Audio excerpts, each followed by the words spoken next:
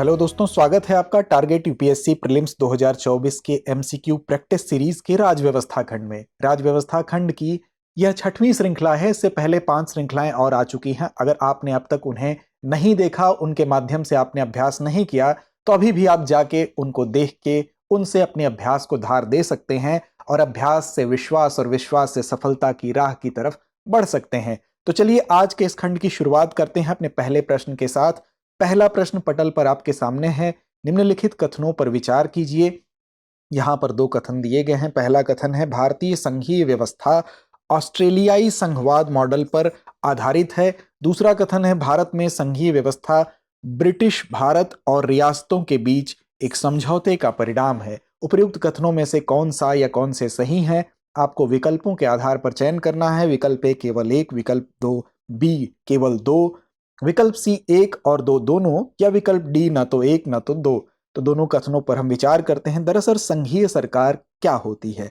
संघीय सरकार वो सरकार होती है जिसमें संविधान द्वारा शक्तियों को राष्ट्रीय सरकार और क्षेत्रीय सरकार में विभाजित कर दिया जाता है, जहां दोनों अपने अपने अधिकार क्षेत्र में काम करते हैं। भारत का संविधान अगर बात करें तो ये कनाडाई संघ पर आधारित है। देश में सरकार की एक संघीय प्रणाली का प्रावधान किया गया है जो कि पूरी तरह से कनाडाई संघवाद पर आधारित है। और आप देखेंगे कि आपातकाल की स्थिति में इसके केंद्रीकरण की जो प्रवृत्ति है वो कनाडाई महासंघ से काफी मिलती जुलती है। इसलिए जो पहला कथन आपका है वो सही नहीं है, क्योंकि यहां पर ऑस्ट्रेलियाई संघवाद से प्रभावित पहले कथन में बताया गया है, ऑस्ट्रेलियाई संघवाद मॉडल को बताया गया है, जो कि गलत है। बेसिकली वो कनाडाई संघवाद का मॉडल है जिसको भारत में अपनाया गया है। वहीं भारत में संघीय व्यवस्था ब्रिटिश भारत और रियासतों के बीच क्या एक समझौते का परिणाम है? तो दरअसल भारतीय महासंघ अमेरिकी महासंघ की तरह राज्यों के बीच किसी समझौते का परिणाम नहीं है। आप देखें, बी आर अंबेडकर साहब ने भी कहा था कि भारतीय संघवाद राज्यों द्वारा राज्य में शामिल होने के लिए किए गए किसी भी समझौते का परिणाम नहीं है, और संघ किसी समझौते का परिणाम ऐसा नहीं है। इस लिहाज से आप देखें, किसी भी राज्य को इससे अलग होने का अधिकार भी नहीं है। इसलिए आप कह सकते हैं कि जो दूसरा कथन है वो भी सही नहीं है। तो विकल्पों के लिहाज से आप देखें तो डी विकल्प सही होगा। न तो पहला कथन सही है, न तो दूसरा। चलते हैं दूसरे सवाल की तरफ। दूसरा प्रश्न पटल पर आपके सामने है कि निम्नलिखित कथनों पर विचार कीजिए।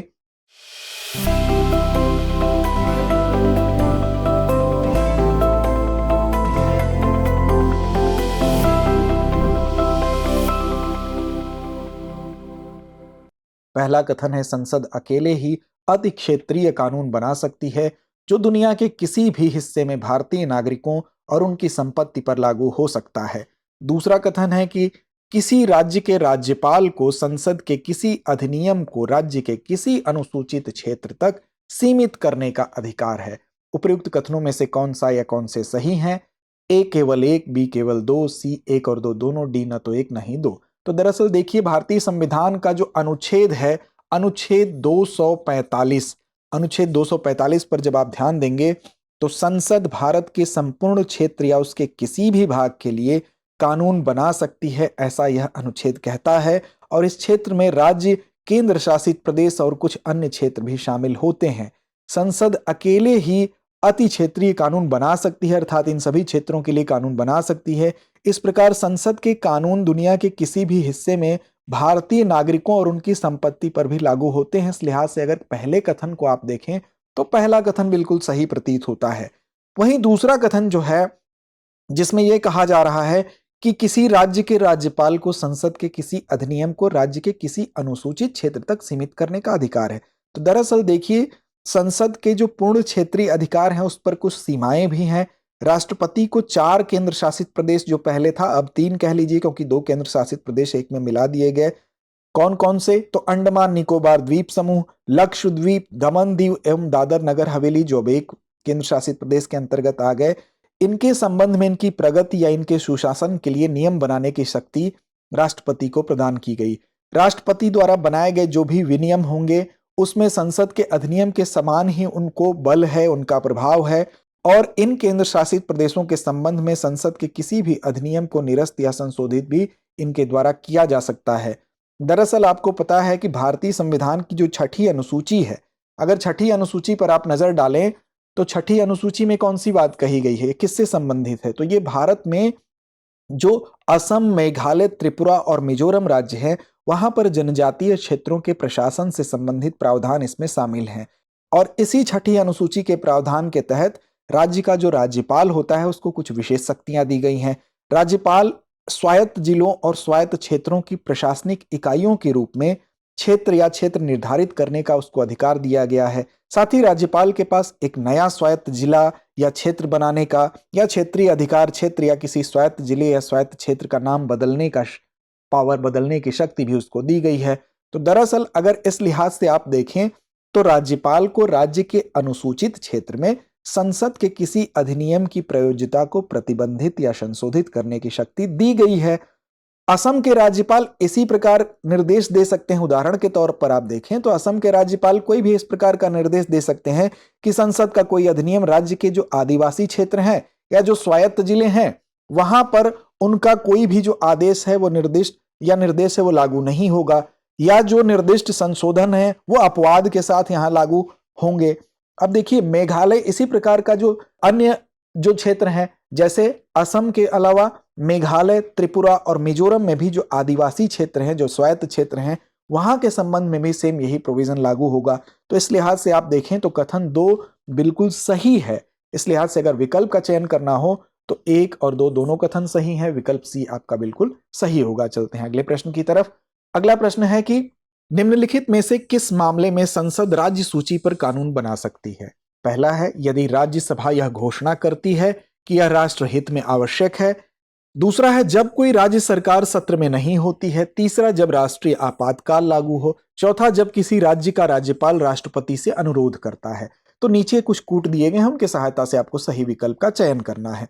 तो दरअसल एक एक करके इन कथनों पर अगर हम विचार करें तो आप देखें तो जो संसद है वो 5 असाधारण परिस्थितियों में राज्य सूची पर कानून बना सकती है। कौन कौन सी असाधारण अनुसूचियां हैं? तो सबसे पहले आप देखें जो अनुच्छेद 249(1) है, अगर इसकी आप बात कर लें तो देखें यदि राज्यसभा, इसमें क्या कहा गया है कि यदि राज्यसभा अपने सदस्यों के 2/3 बहुमत के साथ प्रस्ताव पेश करती है और मतदान करती है कि यह राष्ट्रीय हित में आवश्यक या लाभदायक है तो संसद राज्य सूची में सूचीबद्ध किसी भी विषय पर कानून बना सकती है। इस लिहाज से अगर पहले कथन की बात करें तो बिल्कुल सही है। इसी प्रकार अनुच्छेद 251 क्या कहता है? अनुच्छेद 250(1) क्या कहता है? यह कहता है कि संसद को जब आपातकाल की उद्घोषणा लागू हो, राज्य सूची में उल्लिखित किसी भी मामले के संबंध में भारत के पूरे क्षेत्र या उसके किसी एक क्षेत्र के लिए कानून बनाने की शक्ति होगी। इस लिहाज से अगर देखें तो कथन तीसरा भी सही है। इसके बाद अनुच्छेद 252(1) क्या कहता है? 252(1) क्या कहता है? अगर 252(1) पर आप नजर डालें तो यह कहता है कि 2 या 2 से अधिक राज्यों की जो विधान सभाएं हैं प्रस्ताव पारित कर संसद से राज्य सूची के किसी मामले पर कानून बनाने का अनुरोध करती हैं।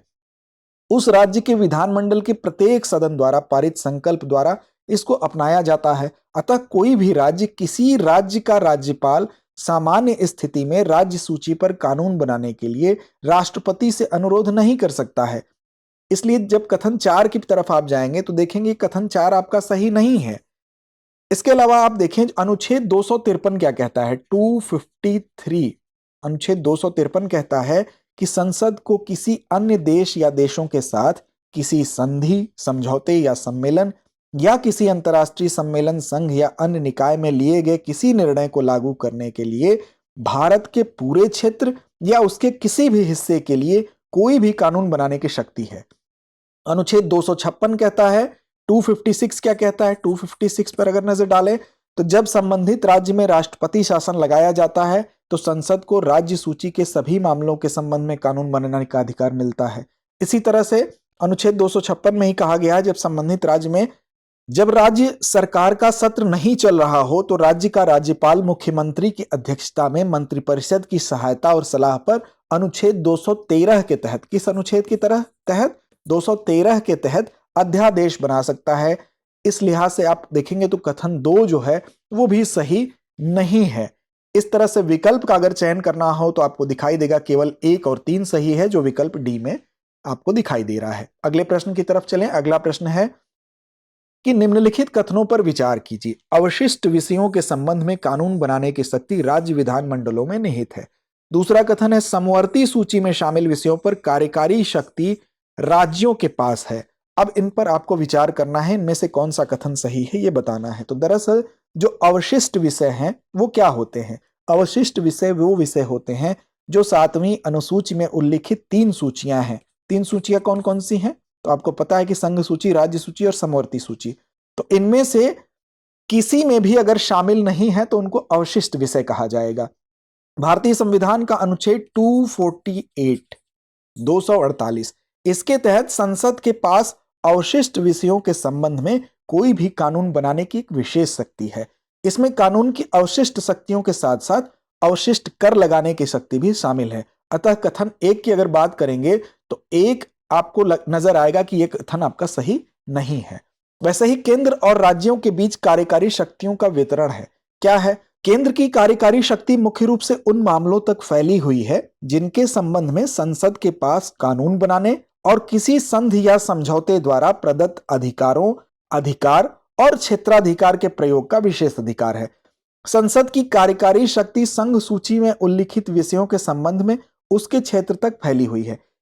इसी प्रकार उन मामलों के संबंध में राज्यों की कार्यकारी शक्तियां उसके क्षेत्र तक विस्तारित होती हैं जिन पर राज्य विधायिका के पास कानून बनाने की विशेष शक्ति होती है। उन मामलों के संबंध में जो समवर्ती सूची में है, जहां संसद और राज्य विधानमंडल दोनों के पास कानून बनाने की शक्तियां हैं, कार्यकारी शक्ति राज्यों के पास है, सिवाय इसके कि जब कोई संसदीय कानून या संवैधानिक प्रावधान इसे विशेष रूप से केंद्र को प्रदान करता है। इसलिए कथन 2 जो है वो बिल्कुल सही है। इस लिहाज से अगर विकल्प के लिहाज से आपको चयन करना हो तो केवल दूसरा कथन सही है। अगले प्रश्न की तरफ चलते हैं अगले प्रश्न की तरफ। अगला प्रश्न है कि अंतर राज्य परिषदों के संदर्भ में निम्नलिखित कथनों पर विचार कीजिए। यहां पर आपको 4 कथन दिए गए हैं। पहला कथन है इसकी स्थापना सरकारिया आयोग की सिफारिश पर की गई थी। दूसरा कथन है यह एक स्वतंत्र वैधानिक निकाय है। तीसरा है परिषद का कार्य अनुच्छेद 131 के तहत सर्वोच्च न्यायालय के अधिकार क्षेत्र का पूरक है। चौथा कथन है प्रधानमंत्री परिषद के अध्यक्ष के रूप में कार्य करते हैं। चारों कथनों के आधार पर आपको सही विकल्प का चयन करना है। तो दरअसल सरकारिया आयोग की सिफारिशों पर राष्ट्रपति के आदेश के माध्यम से 1990 में अंतर राज्य परिषद की स्थापना की गई थी। इस लिहाज से पहला कथन बिल्कुल सही है। अंतर राज्य परिषद क्या है? तो एक संवैधानिक संस्था है, वैधानिक नहीं बल्कि एक संवैधानिक संस्था है। और संविधान का अनुच्छेद 263 जो है वो राज्यों और राज्य और केंद्र के बीच समन्वय और सहयोग सुनिश्चित करने के लिए एक तंत्र अंतर राज्य परिषद का प्रावधान करता है। इस लिहाज से दूसरा कथन सही आपका नहीं है। इसके कुछ कार्य हैं। क्या क्या कार्य हैं? तो दरअसल राज्यों के बीच उत्पन्न होने वाले विवादों की जांच करना, सलाह देना, कुछ या सभी राज्यों या केंद्र और एक या अधिक राज्यों के समान हित वाले विषयों की पड़ताल और विमर्श करने का अधिकार भी इसके पास है। ऐसे किसी भी विषय पर सिफारिश करना और विशेष रूप से उस विषय के संबंध में नीति और कार्यवाही के बेहतर समन्वय के लिए सिफारिश करना इसका काम है। अतः कथन 3 बिल्कुल सही है। विवादों पर पूछताछ सलाह देने के लिए परिषद का कार्य अनुच्छेद 131 के तहत सुप्रीम कोर्ट के जो क्षेत्राधिकार हेतु मानार्थ है, जो केंद्र और राज्यों या 2 या अधिक राज्यों के बीच विवाद को निपटाने के लिए सुप्रीम कोर्ट को मूल क्षेत्राधिकार प्रदान करता है। हालांकि परिषद का कार्य सलाहकारी प्रकृति का है। परिषद में क्या क्या शामिल होता है? तो अध्यक्ष के रूप में प्रधानमंत्री, सदस्य सभी राज्यों के मुख्यमंत्री होते हैं, विधानसभा वाले केंद्र शासित प्रदेशों के मुख्यमंत्री और विधानसभा नहीं रखने वाले केंद्र शासित प्रदेशों के प्रशासक इसके सदस्य होते हैं। साथ ही प्रधानमंत्री द्वारा मनोनीत केंद्रीय मंत्रिपरिषद में कैबिनेट रैंक के 6 मंत्री भी इसमें सदस्य होते हैं। अतः कथन 4 जो है वो सही है। इस लिहाज से अगर आप देखें तो परिषद एक सचिवालय द्वारा सहायता प्रदान की जाती है जिसे अंतर राज्य परिषद सचिवालय भी कहा जाता है। इसके माध्यम से इसको सहायता दी जाती है। इस सचिवालय की स्थापना भी 1991 में हुई थी। इस तथ्य को भी आप याद रखेंगे। इस लिहाज से अगर विकल्प देखना हो आपको तो दूसरे के अलावा सभी विकल्प, इसमें सभी कथन सही हैं, तो सी विकल्प यहां पर उपयुक्त प्रतीत होता है। चलते हैं अगले प्रश्न की तरफ। अगला प्रश्न है कि क्षेत्रीय परिषदों के संदर्भ में निम्नलिखित कथनों पर विचार कीजिए। पहला कथन है वे वैधानिक निकाय हैं। दूसरा कथन इनकी स्थापना संसद के एक अधिनियम यानी राज्य पुनर्गठन अधिनियम 1956 द्वारा की गई। तीसरा कथन है प्रधानमंत्री क्षेत्रीय परिषदों का सामान्य अध्यक्ष होता है। इनमें से कौन सा सही है, इसका आपको यहां पर मंथन करना है। विकल्प ए केवल 1 2, विकल्प बी केवल 2 और 3, विकल्प सी 1 और 3 या विकल्प डी 1 2 और 3। तो दरअसल क्षेत्रीय परिषदों के निर्माण का विचार 1956 में 1956 में भारत के पहले प्रधानमंत्री पंडित जवाहरलाल नेहरू के द्वारा प्रस्तुत किया गया था। और क्षेत्रीय परिषदें वैधानिक निकाय हैं और राज्य पुनर्गठन अधिनियम 1956 के तहत स्थापित की गई थी। इसलिए कथन 1 और 2 दोनों सही हैं। यहां पर आप देखेंगे तो दोनों कथन आपको सही प्रतीत होंगे। वर्तमान में अगर देखें तो 5 क्षेत्रीय परिषदें हैं। इनकी संख्या 5 है। उत्तरी, मध्य, पूर्वी, पश्चिमी और दक्षिणी। और उत्तर पूर्वी राज्यों को क्षेत्रीय परिषदों में शामिल नहीं किया गया है। साथ ही आप देखेंगे उनकी विशेष समस्याओं की देखभाल उत्तर पूर्वी परिषद द्वारा की जाती है, जिसे उत्तर पूर्वी परिषद अधिनियम 1972 के तहत स्थापित किया गया है। केंद्रीय गृह मंत्री 5 क्षेत्रीय परिषदों के अध्यक्ष होते हैं। कौन अध्यक्ष होते हैं? तो केंद्रीय जो गृह मंत्री होंगे, जो सेंट्रल होम मिनिस्टर होंगे, वो इसके अध्यक्ष होते हैं। और राज्यों के जो मुख्यमंत्री होते हैं वो बारी बारी से परिषद के उपाध्यक्ष के रूप में कार्य करते हैं। एक समय में 1 वर्ष की अवधि के लिए यह पद धारण करते हैं। इसलिए कथन 3 जो है वो सही नहीं है। क्षमा करिएगा, यहां पे पहले कथन पर सही का निशान लगाना था। कथन 3 सही नहीं है। इसलिए विकल्प के लिहाज से आप देखेंगे तो पहला विकल्प बिल्कुल सही प्रतीत होता है। पहले और दूसरे कथन सही हैं, तीसरा कथन सही नहीं है। अगला प्रश्न है उत्तर पूर्वी परिषद के संदर्भ में निम्नलिखित कथनों पर विचार कीजिए। पहला कथन है यह एक वैधानिक निकाय है। दूसरा कथन है पश्चिम बंगाल, असम, मणिपुर, मेघालय उन राज्यों में से हैं जिनका परिषद में प्रतिनिधित्व है। अब आपको सही विकल्प का चयन करना है। तो दरअसल जो उत्तर पूर्वी परिषद है पूर्वोत्तर क्षेत्र के आर्थिक और सामाजिक विकास के लिए एक नोडल एजेंसी है, जिसमें 8 राज्य हैं। कौन कौन से राज्य हैं? तो अरुणाचल प्रदेश, असम, मणिपुर, मेघालय, मिजोरम, नागालैंड, सिक्किम और त्रिपुरा इनमें शामिल हैं। जबकि पश्चिम बंगाल पूर्वी क्षेत्रीय परिषद के अंतर्गत आता है। अतः कथन 2 आपको अगर देखेंगे तो यह सही नहीं है। अब यह सामान्य महत्व के मामलों को कवर करने वाली एक एकीकृत और समन्वित क्षेत्रीय योजना तैयार करने के लिए संसद के एक अधिनियम उत्तर पूर्वी परिषद अधिनियम 1971 द्वारा इसको स्थापित किया गया था। इस लिहाज से आप देखेंगे तो ये कथन 1 बिल्कुल सही हो जाएगा। और विकल्प के लिहाज से देखें तो विकल्प ए अर्थात केवल एक कथन इसमें से सही है। अगले प्रश्न की तरफ चलते हैं। अगला प्रश्न है कि राष्ट्रपति शासन के संबंध में निम्नलिखित में से कौन सा कथन सही है। अब आपको बताना है कि राष्ट्रपति दोनों कथनों पर विचार करने के बाद सही विकल्प का चयन करना है कि राष्ट्रपति शासन हटने के तुरंत बाद संसद या राष्ट्रपति द्वारा बनाया गया कानून समाप्त हो जाता है। दूसरा कथन है राष्ट्रपति शासन के दौरान राष्ट्रपति संबंधित राज्य के उच्च न्यायालय में निहित शक्तियों को अपने पास रख सकता है। तो दरअसल राष्ट्रपति या संसद या कोई अन्य निर्दिष्ट प्राधिकारी यदि किसी विषय पर कानून बनाता है तो वह राष्ट्रपति शासन के बाद भी क्रियाशील रहता है। राष्ट्रपति शासन के दौरान पारित कानून की जो प्रवर्तनीयता है उद्घोषणा अवधि के साथ सहवर्ती नहीं है। इसे राज्य विधायिका द्वारा निरस्त या परिवर्तित या पुनः अधिनियमित किया जा सकता है। इसलिए कथन 1 आपका सही नहीं है। जब किसी राज्य में राष्ट्रपति शासन लगाया जाता है तो राष्ट्रपति को निम्नलिखित असाधारण शक्तियां प्राप्त हो जाती हैं। कौन कौन सी शक्तियां हैं? तो वो राज्य सरकार के कार्यों और राज्यपाल या राज्य में किसी अन्य जो कार्यकारी प्राधिकारी होगा उसमें निहित शक्तियों को ले सकता है। साथ ही वो घोषणा कर सकता है कि राज्य विधायिका की शक्तियों का प्रयोग संसद द्वारा किया जाना है। वह राज्य में किसी भी व्यक्ति या प्राधिकरण से संबंधित संवैधानिक प्रावधानों के निलंबन सहित अन्य सभी आवश्यक कदम उठा सकता है।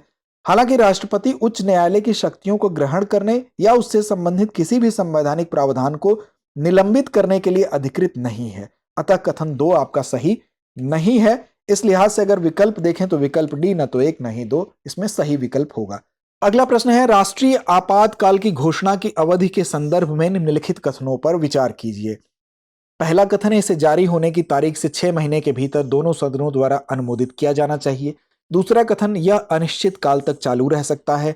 तीसरा कथन इसके लिए आवधिक संसदीय अनुमोदन की आवश्यकता नहीं है। उपयुक्त कथनों में से कौन सा सही है विकल्पों के आधार पर आपको चयन करना है। तो दरअसल जो राष्ट्रीय आपातकाल है उसके लिए संसदीय अनुमोदन और अवधि आपातकाल की उद्घोषणा को इसके जारी होने की तारीख से 1 महीने के भीतर जब आपातकाल की घोषणा होगी, जब इसको जारी किया जाएगा, तो उस तारीख से 1 महीने के भीतर ही संसद के दोनों सदनों द्वारा अनुमोदित किया जाना चाहिए। इसलिए कथन 1 जो है ये बिल्कुल आपका गलत हो जाता है। वो अवधि 6 महीने की जगह 1 महीने है, तो याद रखेंगे। और दूसरा, हालांकि यदि आपातकाल की उद्घोषणा ऐसे समय में जारी की जाती है जब लोकसभा भंग कर दी गई हो या उद्घोषणा को मंजूरी दिए बिना 1 महीने की अवधि के दौरान विघटन होता है, तो उद्घोषणा लोकसभा की पहली बैठक से 30 दिनों तक जीवित रहती है। इसका पुनर्गठन बशर्ते कि राज्यसभा ने इस बीच इसे मंजूरी दे दी हो,